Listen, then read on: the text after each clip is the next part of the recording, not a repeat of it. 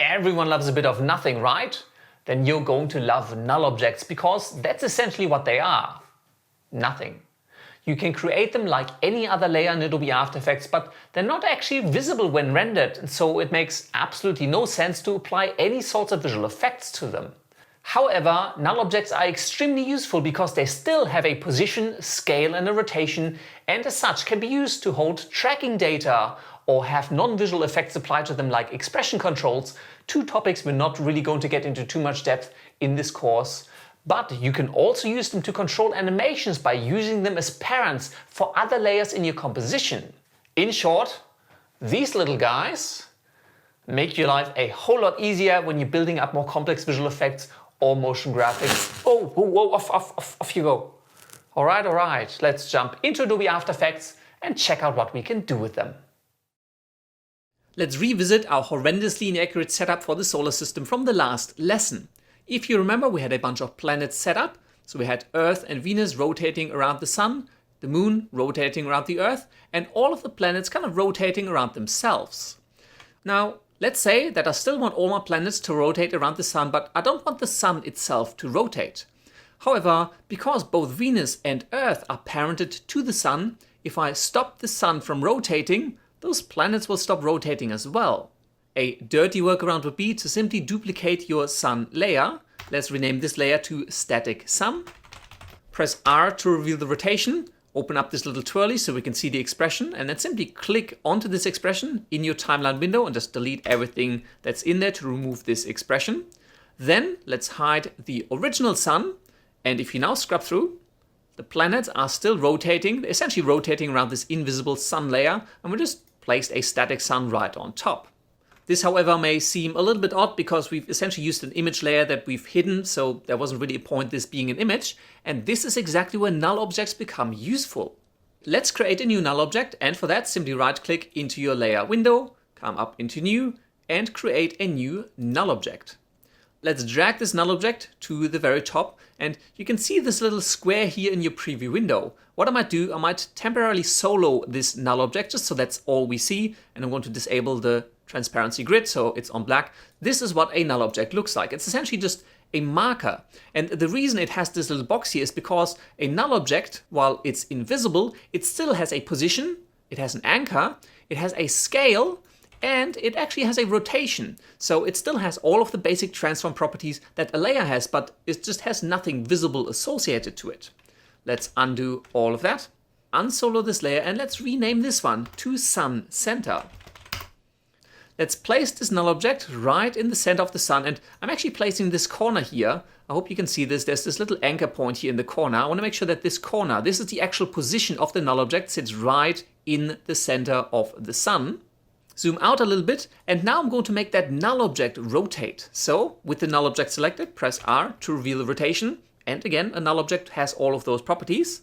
Alt-click onto the stopwatch icon to add a little expression to this rotation. And again, I'm just going to type time star, maybe 10, maybe just have this rotate fairly slowly. And now if you scrub through, you should see that this null object here that we've placed is actually rotating.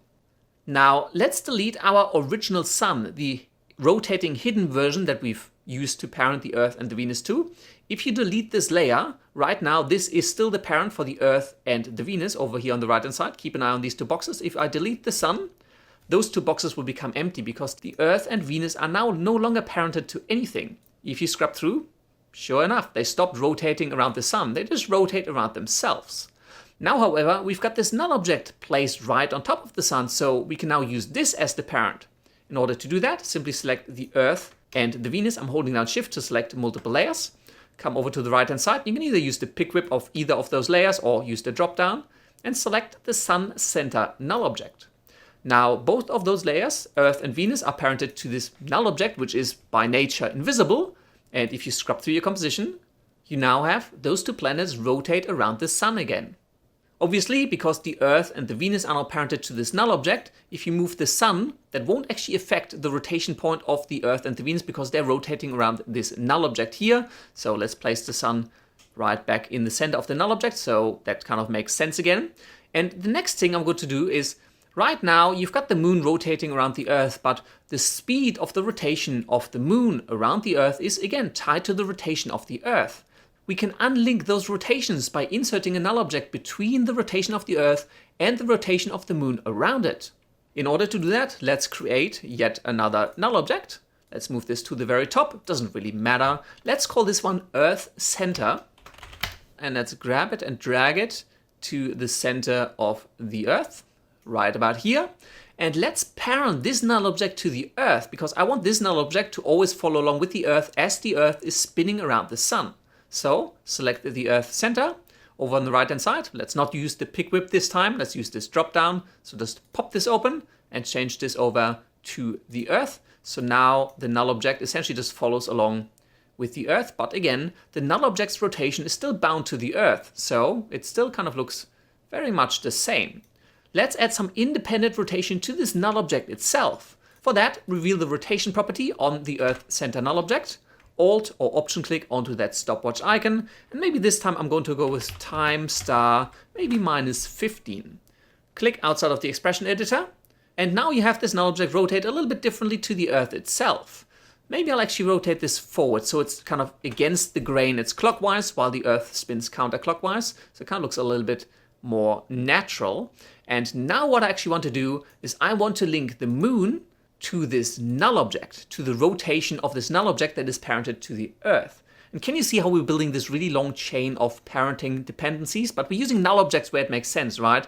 Obviously, you could use any of the visible layers in place of this null object, but because you don't actually need to see anything for creating this link between animations, null objects makes a whole lot more sense. So let's select the Moon, take that pick whip icon on the Moon layer, and let's select the Earth center. So now the Moon will actually be aligned to the rotation of this null object. And if you scrub through your composition now, that looks so much more natural. Can you see how the Moon is spinning around the Earth is spinning counterclockwise, so it's opposite, but the rotation of the Moon is no longer bound to the rotation of the Earth, and it looks a whole lot more natural. Now, just in case you're curious, you can apply effects to null objects. So you can come into your Effects and Presets panel. Let's scrub all the way down to our Stylize tab. Let's bring this open, and let's apply a glow effect, and let's apply it to the Earth center null object. And you can do whatever you want in here. Because the effect is applied to a null object, it won't make any difference because the null object itself is invisible. Now, you may wonder, what's the point of even allowing effects to be applied to null objects in the first place then? Well, let's delete the glow effect and come up in the Effects and Presets panel, and there's a special category of effects called Expression Controls. If you bring this open, there's options for 3D point, angles, checkerboard, colors, layers, point, and slider controls. And these are actually effects, so you can apply them to a null object. So let's drag this onto the Earth center. But they're actually just effects that give you UI controls. So you can have a color control on this layer, which is essentially a color selector. You can have point controls or other controls on this null object, and then you can tie these UI elements to control other effects in your composition. However, this is a fairly advanced topic, so I'm not going to touch on that here. I just wanted to show you there are certain effects that do make sense to be applied to a non-visible layer because they don't actually have any effect visually on that layer. They're just for UI controls, and those ones are usually stored in a null object or maybe even a hidden solid layer. But this is a little bit outside of the scope of this course, so let's just select all of the effects with Ctrl or Command and A, and then press the Delete key to delete them. Hit Alt or Option and / to zoom back out, and let's collapse all of our layers. So now we have this really nice galaxy setup. Also note that while right now you can actually see the outlines of these null objects, they won't actually get rendered. So you won't get squares when you're rendering this out. If you're concerned, you can always hide the visibility on those null objects, but they will not actually be rendered. They're invisible elements, and the only reason that you're seeing these little rectangles where the null objects are is just, well, so that you know where they are. Null objects are really useful to control your animation, especially when you're using parenting. They're also really useful for some more advanced concepts such as using expression controls or motion tracking, which aren't going to be part of this course. If you're really curious though, you can just go and check out my YouTube channel. I have tutorials that cover expression controls and motion tracking and a whole lot more on there. For now, just know that null objects are there, they're invisible, but they're really useful to control your layers and build up some really complex animations.